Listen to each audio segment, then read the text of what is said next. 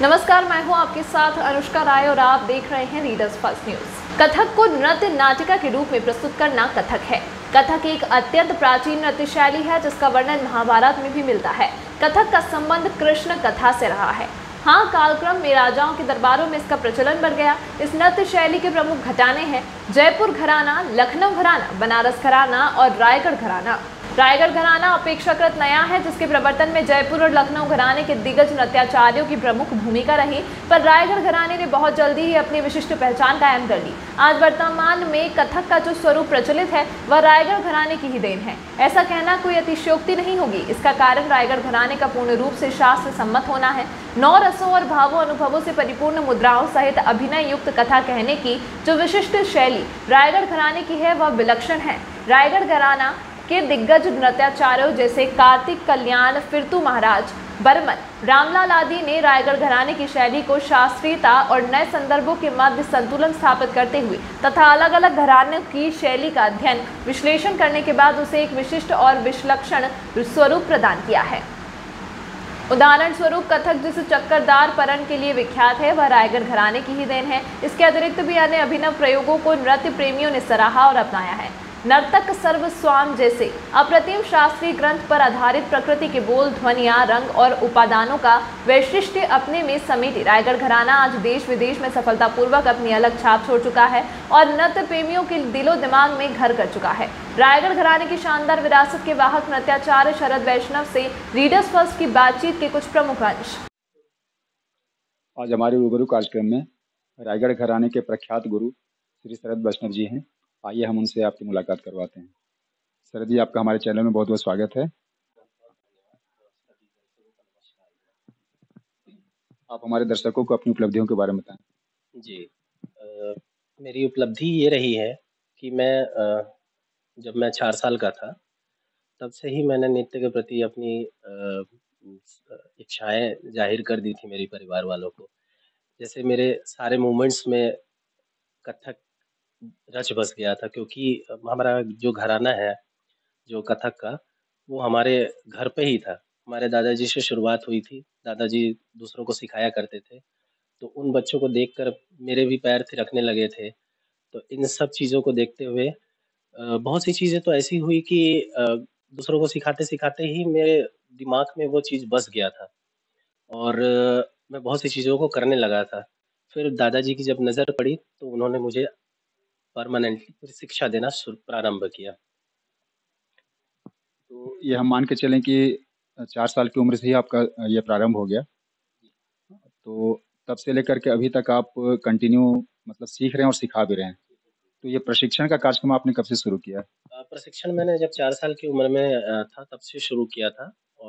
और मेरे पिताजी के साथ में काफ़ी कुछ चीज़ें होती थी, जैसे बच्चों को ये करके दिखाओ, ये बच्चों को इस टुकड़े को करके दिखाओ। तो वहाँ से मेरा एक तरह का प्रशिक्षण तो वहीं से ही शुरू हो गया था। लेकिन ऑथेंटिक रूप से मैंने इसे 14 साल पहले शुरू किया था और पिताजी के जाने के बाद, और लगभग 14-15 सालों से मैं अपनी कथक नृत्य की शिक्षा बच्चों को दे रहा हूँ। और इस लंबे पीरियड में आप अभी तक कितने बच्चों को सिखा चुके हैं? लगभग 1000 से अधिक बच्चों को मैंने प्रशिक्षण दिया है अभी, जो यहाँ से पास आउट हो चुके हैं। और 1000 बच्चे से ज़्यादा लगभग मैंने दिया है प्रशिक्षण। और अभी कंटिन्यूअस मेरे पास 200 विद्यार्थी ऐसे हैं जो कथक नृत्य की शिक्षा मुझसे ले रहे हैं। तो आप वैष्णव नृत्य विद्यालय के माध्यम से दे रहे हैं। इसकी स्थापना आपने कब की थी? ये दादाजी जब पंडित फिरतू महाराज जी, उन्होंने सिखाना तो बहुत समय से चल रहा था, लेकिन ऑथेंटिक रूप से इसकी स्थापना हमने 1972 में की थी। ये काफ़ी पुरानी है। हम मान के चलें कि इसको लगभग 50 साल मतलब आधे आधी सदी होने जा रही है। तो इस दौरान कथक को आप लोगों ने, बल्कि आपके परिवार ने रायगढ़ घराने के रूप में प्रसिद्ध कर दिया पूरे देश में।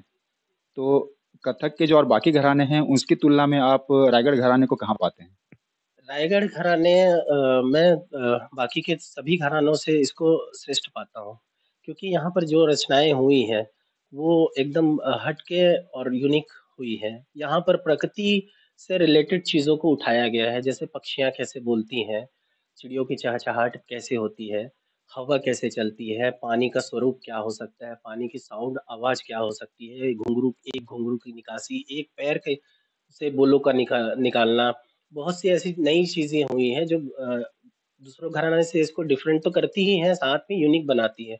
और इसमें जो महाराजा चक्रधर सिंह जी ने इसकी शुरुआत जो की थी, 4 गुरुओं को लेके प्रशिक्षण दिया और उन 4 गुरुओं ने इसको आगे बढ़ाया। तो उसमें ख़ास बात ये थी कि उन सभी से जो भी चीज़ें निकलती थीं, उसको एक ऑथेंटिक रूप से किताब के रूप में उन्होंने स्थापित किया और वो लगभग 35 केजी की एक किताब हुआ करती थी। 5 से 6 किताब हमारे पास हैं।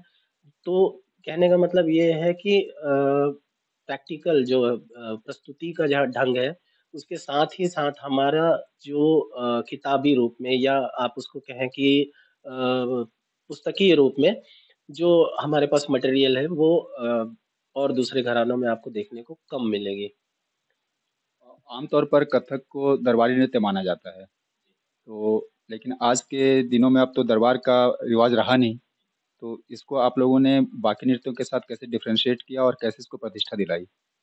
देखिए, कथक नृत्य, दरबारी नृत्य तो था ही शुरू से ही और लगभग सारे नृत्य ही दरबारी नृत्य थे। लेकिन जब दरबार से ये निकल के आया बाहर और जब ये निकल के आया तो उस समय कुछ समय तक कथक को संघर्ष का जीवन जीना पड़ा और उस कंडीशन में जिसने उठाया है इसको अ, हम तो उन्हीं का ही धन्यवाद करेंगे कि उन्होंने उस कठिन परिस्थिति में इसको इसको ज़िंदा रखा।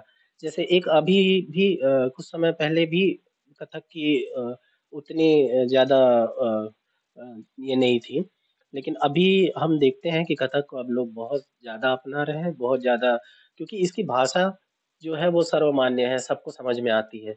और ये सब कुछ ऐसे कारण हैं जिससे कथक भी बहुत लोकप्रिय अब होता जा रहा है।